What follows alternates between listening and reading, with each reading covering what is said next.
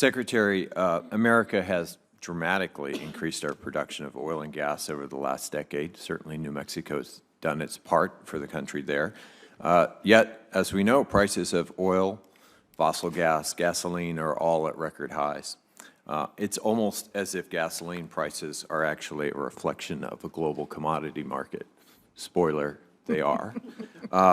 Can you elaborate on how this managed transition from fossil energy sources to clean domestic renewable energy creates real American independence and also buffers consumers from the incredible swings of fossil fuel commodity prices?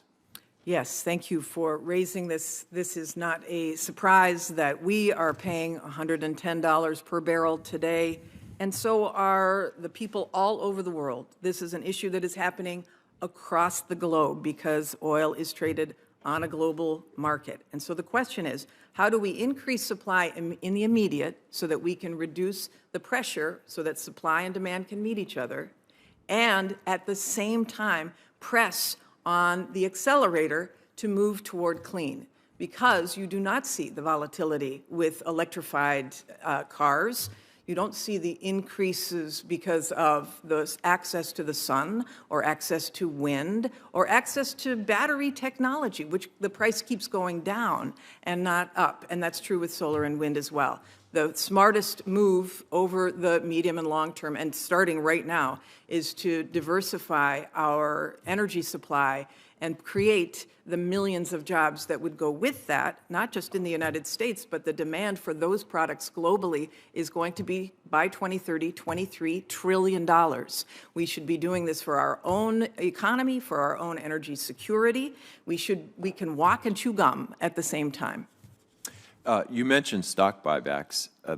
Do you know how much oil and gas stock buybacks increased in the fourth quarter of last year in the run-up to these record prices? A lot. Something tells me you may have that number in front of you.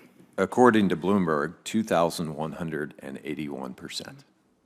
And we wonder why the prices are as high as they are.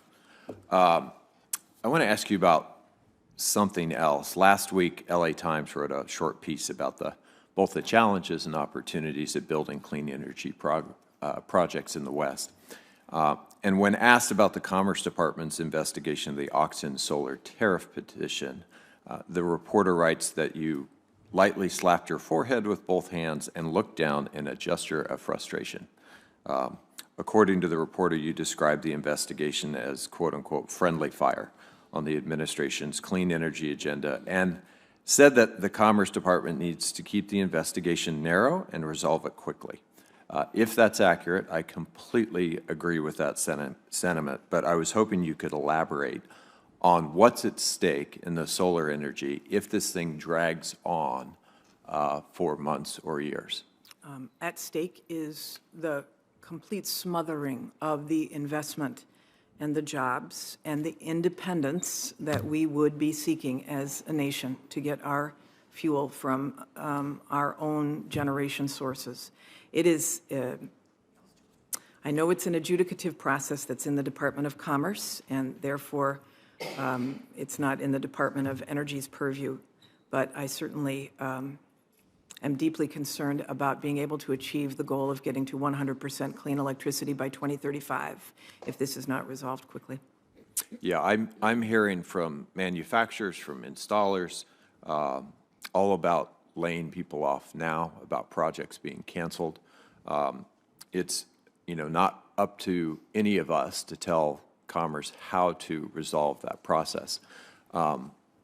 However, if it's not done really, really quickly, we are going to destroy an entire industry. Thank you, Chairman.